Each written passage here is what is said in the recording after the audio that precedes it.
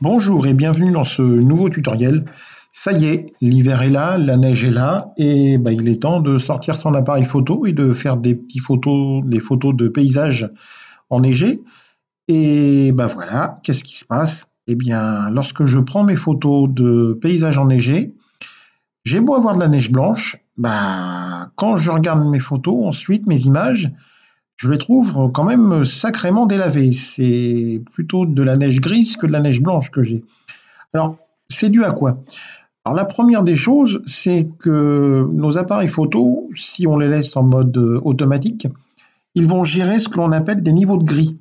Et nos appareils photo, que ce soit en téléphone ou en appareil normal, que ce soit réflexe, compact et compagnie, ils partent d'un principe, c'est qu'il doit y avoir 13% de niveau de gris, ou 18%, je ne sais plus, de niveau de gris en fait dans votre image. Et c'est pour ça que quand il y a trop de blanc, eh ben, il ne sait plus quoi faire. Donc ce qu'il va faire, c'est qu'il va non pas garder une certaine ouverture de diaphragme sur l'appareil, ne pas rentrer assez de lumière.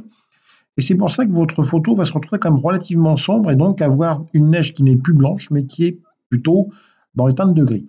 Alors maintenant, on va voir comment justement essayer de récupérer ce genre de choses. Donc comme à l'habitude, on ouvre donc notre photo. Comme à l'habitude, encore une fois, clic droit, dupliquer le calque, puisque comme ça, on va pouvoir, si on fait une erreur, se récupérer ensuite.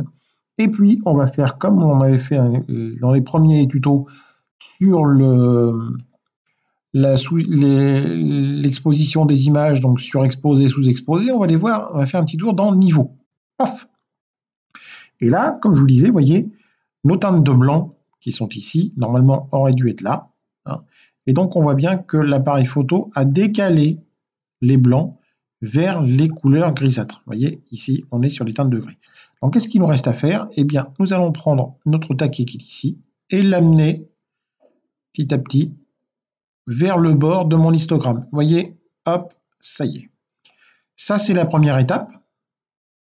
Deuxième étape que je vais faire, je vais ensuite aller dans couleur, auto, balance des blancs en même temps pour relancer un petit peu plus la couleur. Voilà.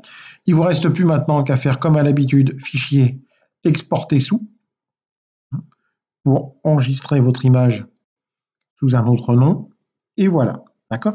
Donc n'hésitez pas, si ce nouveau tuto vous a plu, à vous abonner à cette chaîne. Et puis à bientôt sur un nouvel explicatif dans GIMP. Allez, au revoir.